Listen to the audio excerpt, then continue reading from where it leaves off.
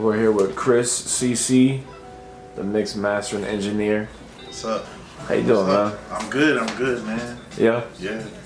This your first time running camp with With TN? Yeah, with the OTW Tapes. Yeah, yep. it's my first That time. made a difference? Yeah, I enjoyed it. Yeah? Yeah. What kind of brought you here? I actually met TN through an executive producer I work with, and he linked me up because TN was asking him to come through and pull up with some beats. He couldn't make it this weekend. He was like, well, I got an engineer. So, of course, I jumped at the opportunity. I'm always down to engineer. Hell yeah. Yeah. Love recording, mixing, and mastering. So that's why I'm Yeah. here. And you guys made like a lot of good songs today. Mm-hmm. What'd you guys get through? Like 6 with you? It was 3. We finished 3. Finished 3? Yeah, we finished 3. We started a few. Yeah. Yeah. I mean, I heard a couple of them that sound really good. Mm-hmm. Appreciate it, man. We'll just start simple.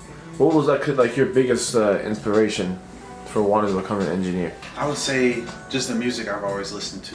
Mm-hmm. I was always huge into Outkast growing up. Outkast, Dr. Dre, Tupac, Biggie. I loved hearing that type of music, but what was more important to me was the evolution of each artist.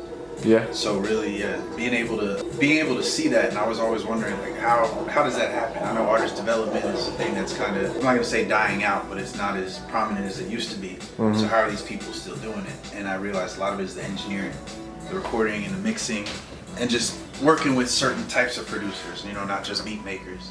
So I really dove into that to try to figure out what that was. First off, I didn't know what it was, but yeah. I always wanted to be in studios. I always watched all types of documentaries and people, you know, making of albums, all types of things. I just wanted to be behind the scenes.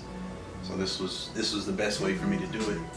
So I started following Alex Toomey, Leslie Brathwaite, all the big engineers of the time when I was going to school. And from there, I moved to Atlanta, and that was it. Where are you from? I'm originally from Delaware, but I started recording in Oklahoma. Cool. Hell yeah, man. What kind of mindset does an engineer need to have, though, like when they're walking into something like this or a studio session or whatever? Is it like something you kind of prepare for, or you just kind of come in, see what the music is, see what the vibe is, and just kind of go from there? I would say you got to be prepared to an extent. Make sure you got all your gear. I brought my interface, my laptop, everything you need to get the job done.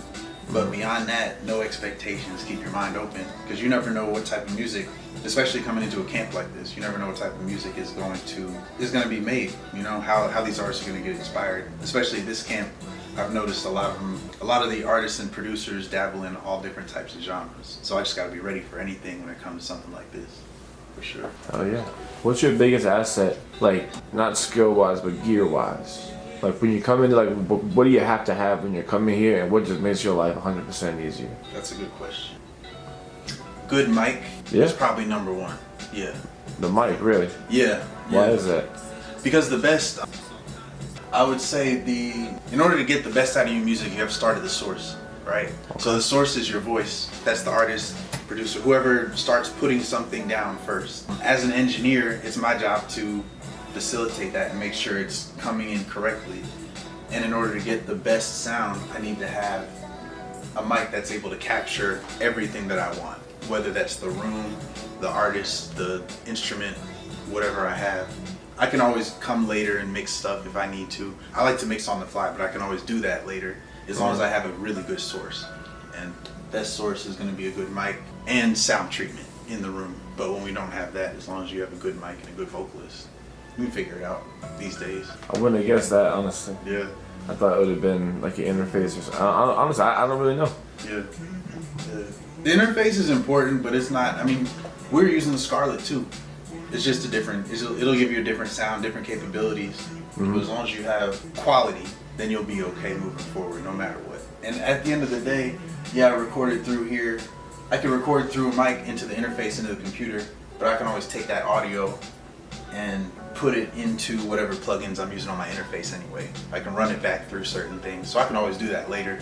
But when the artist isn't around, and let's say I'm like, dang, I have good taste of these vocals, but they sound like trash. Now it's my job to make them sound better. But you don't have to make something sound better if it already sounds good. I hope that makes sense. That makes sense. No, that makes sense. Yeah. Cool. Well, on the flip side of the coin, what is your biggest asset, skill set wise? Dang. Where do you feel you're the strongest at? I feel like it changes. Anytime I really start to enjoy something, I put 110% into it. So recording used to be my main thing. That's what I love doing. And I did it so much that became the main thing. But for example, over the course of this summer, I've been mixing way more than I've been recording. So I have to lean on different skills at different times depending on where I am, what I need to get done. In terms of my skill set, probably troubleshooting though. I like say that being said, troubleshooting, because if it's not going, it's not going. You can't do anything if you don't have sound. You can't do anything if everything's malfunctioning, session's over. So it doesn't matter what happens after that. So as long as I can troubleshoot, make sure everything's good. In terms of my skill set, I'm good because I think I got the rest down. I mean, we talked all day today, man. There's artists in here who are laying down a track while they're still kind of going through their rough draft periods. You're over here mixing and polishing their last verse. Yeah. Oh yeah. You know, like no time wasted. Yeah, it's important. It's very important. One of the artists came in here today and was talking about it, and he was saying that he can't get his ideas out if he doesn't hear his voice the way it's supposed to sound on the song.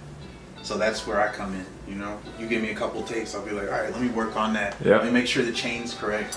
Let me check the console and see what you have. Okay, you know, maybe I want to turn up the gain, turn it down. Maybe I want to add compressor here and there, just to make sure it's perfect while they're just going through in their head. So that when they're ready to lay it, it looks like, you know, like it does in the movies. No, yeah. As soon as they lay their verse down, it's like, wow, that's done. That sounds great. These are really good questions, by the way. I'm kind of coming up on the fly. I'm trying to do my best, man. Yeah. But I appreciate that. Singles or EPs? Just in the general. Singles for me. Singles? Because you know it's going to, if it's a single, it's got to be the one. Oh, yeah. Yeah. And I put 200% into everything I do. So if you're giving me a single, I know you're dropping it. And I know there's certain things that need to happen. So I'm putting all of my focus on that. Versus an EP, I'm thinking of how the whole thing's going to come together from start to finish. But that's also, I would say, part of my skill set as an executive producer. I've been building that up. So when I get in that realm, I really want to think, okay, whole project. Versus if you give me a single, I can just go crazy on the mix. Or recording, it can sound like whatever, because you know this is the single. It doesn't have to, not that it doesn't have to be cohesive, but it doesn't have to, I don't even want to say that. It's just different. The single's just different. I don't even know who made this beat. This is a great one. It's probably easy.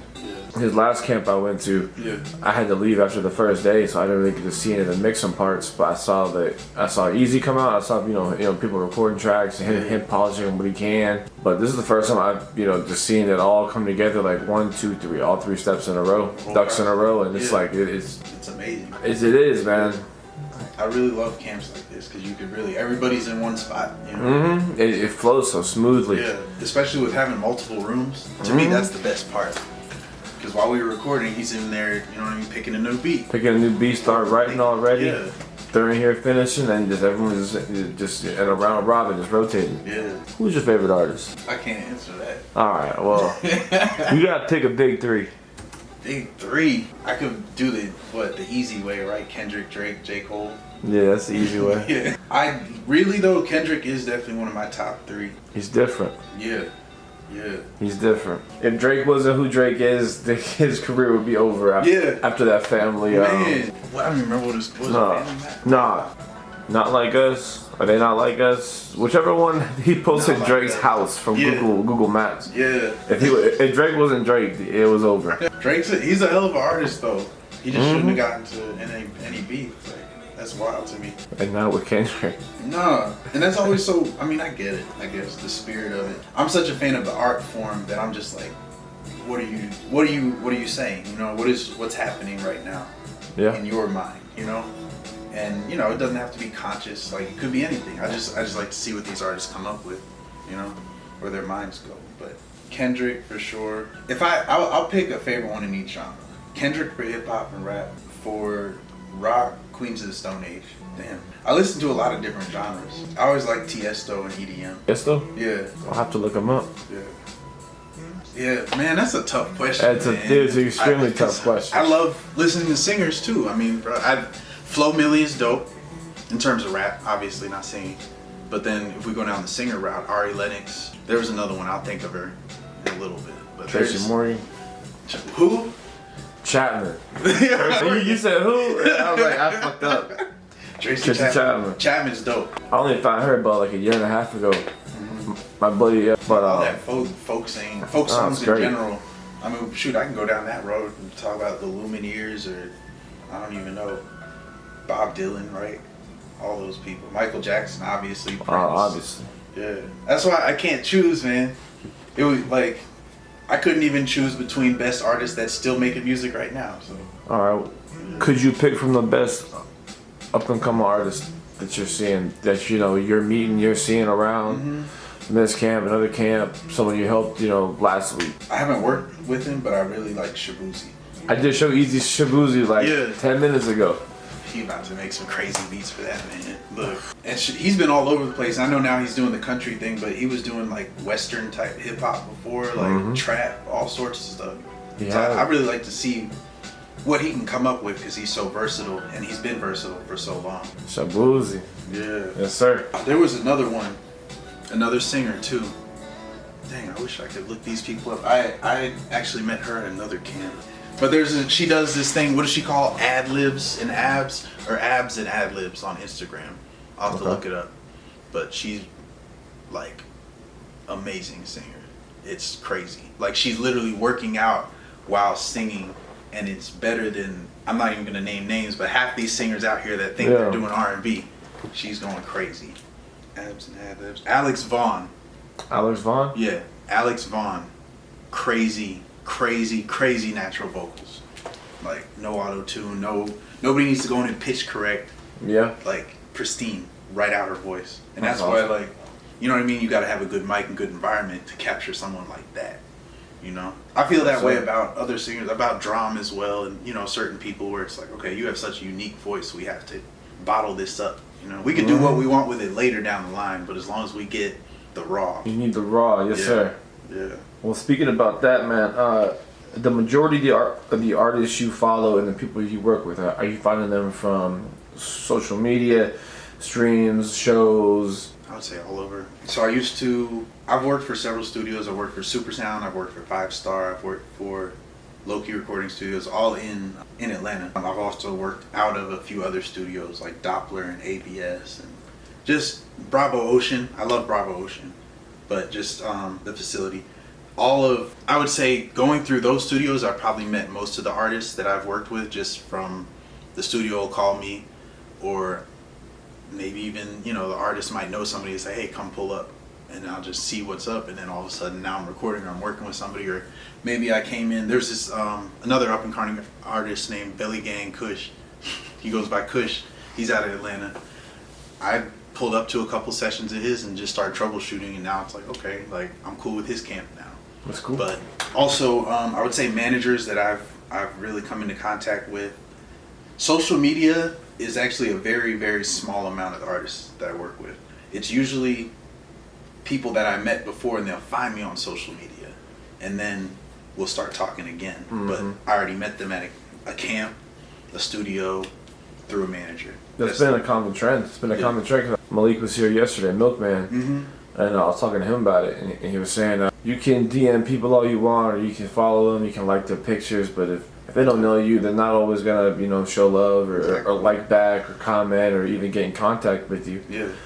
So I mean, it seems like from what TN has done and Made a Difference is doing, that you're just bringing people together, even if it's only 5, 6, 15, whatever. Come in, just be in the environment for the whole weekend, make friends, make memories, connections, network. Yeah.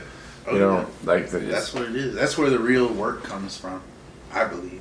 The more I think about it, it's like camps have probably been the number one, because then I could really show off, and I could show off to different people, and I could show, I could do this R&B song. Now let's do this rock song. Now I'm going to help you vocal produce. Now I'm going to executive produce. You can see everything, versus if I just pull up to the studio session, you're here to record, which I'm going to do my job.